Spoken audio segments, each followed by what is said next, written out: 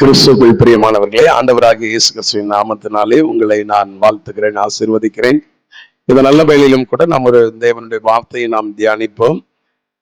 Mark எழுதின சுவிசேஷம் 10ஆம் அதிகாரம் அதனுடைய 51ஆம் வசனம் இவ்விதமாய் சொல்லுகிறது. இயேசு அவனை நோக்கி, நான் உனக்கு என்ன செய்ய வேண்டும் என்றிருக்கிறாய் என்றார் என்று சொல்லி வேத வசனம் சொல்லுகிறது. ஒருவேளை இன்றைக்கு அந்த மனிதனை நோக்கி இயேசு இந்த வார்த்தையை சொல்கிறார், நான் உனக்கு என்ன செய்ய வேண்டும். இன்றைக்கு அதே வார்த்தையை இயேசு கிறிஸ்து உங்களை பார்த்து கேட்கிறார். உள்ளம் உடைந்து போய் நொறுக்கப்பட்ட நிலைமையில வேதனையோடு கண்ணீரோடு இருக்கிற உங்களை பார்த்து இயேசு கேட்கிறார், நான் உனக்கு என்ன செய்ய வேண்டும் என்று சொல்லி. என் அன்பு தெய்வ பிள்ளையே, ஐயோ எனக்கு யாரும் இல்லையே என்று சொல்லி ஏங்கி நின்று கொண்டு இருக்கிறாயோ, உனக்கு இவ்விதமான வார்த்தைகளை நாளை கேட்கிற ஒரு நல்ல தெய்வம் இருக்கிறார். மகனே மகளே, நான் உனக்கு என்ன செய்ய வேண்டும்? நீ இந்த நிலைமையில் இருந்து வேதனைப்பட்டு கொண்டிருக்கிற நிலைமையில நான் உனக்கு என்ன செய்ய வேண்டும் என்று கேள்வி கேட்கிற ஒரு இயேசு உங்களுக்கு இருக்கிறார். இந்த மனிதனை பார்த்து அந்த வார்த்தை கேட்டார், நான் உனக்கு என்ன செய்ய வேண்டும். இந்த வார்த்தைகளை கேட்ட பொழுது நன்றாய் கவனித்துக் கொள்ளுங்கள். இந்த மனிதனுடைய வாழ்க்கையில அவன் நெடு நாட்களாய் எதிர்பார்த்து கொண்டிருந்த ஒரு காரியம், நான் கண் பார்வை இல்லாதவனாய் இருந்து கொண்டிருக்கிறேனே, என்னுடைய வாழ்க்கையில 2 கண்களும் சுகமடையத்தக்கதாய் யாராவது எனக்கு உதவி செய்வார்களா என்ற ஒரு பெரிய எதிர்பார்ப்பு அந்த மனிதனுக்குள்ளாய் இருந்து கொண்டிருந்தது.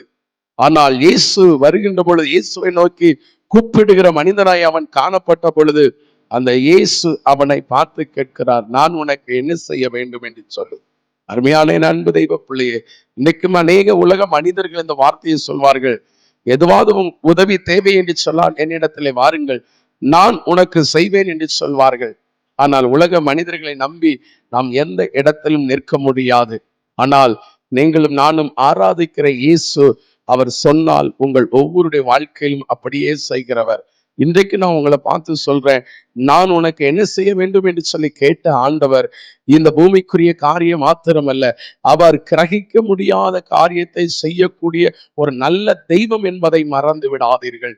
அந்த தேவன் உங்களை பார்த்து கேட்கிறார் என்று சொன்னால் நிச்சயமாய் அவர் உங்களுக்கு உதவி செய்கிறதற்கு போதுமான ஒரு தேவனாய் இருக்கிறார். இந்த மனிதன் பர்திமேயு குருடன் கேட்ட பொழுது அவனை பார்த்து இயேசு சொன்ன ஒரு வார்த்தை, உன் விசுவாசம் உன்னை ரட்சித்தது என்று சொல்லி, உன் விசுவாசத்தின்படியே உனக்கு ஆக கடவுள் என்று சொல்லுகிறார். அந்த விசுவாசத்தின்படி அவன் எதிர்பார்த்தது போல 2 கண்களும் அவன் பார்வை அடைந்தவனாய் காணப்பட்டு கர்த்தரை மகிமைப்படுத்தினான் என்று சொல்லி அதை தொடர்ந்து வருகிற வசனம் இவ்விதமாய் சொல்லுகிறது.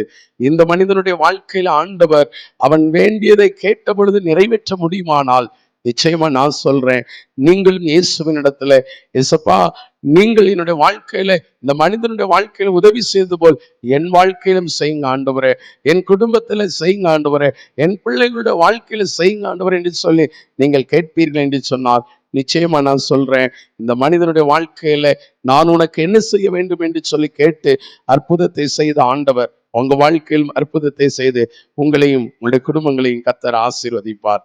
God bless you.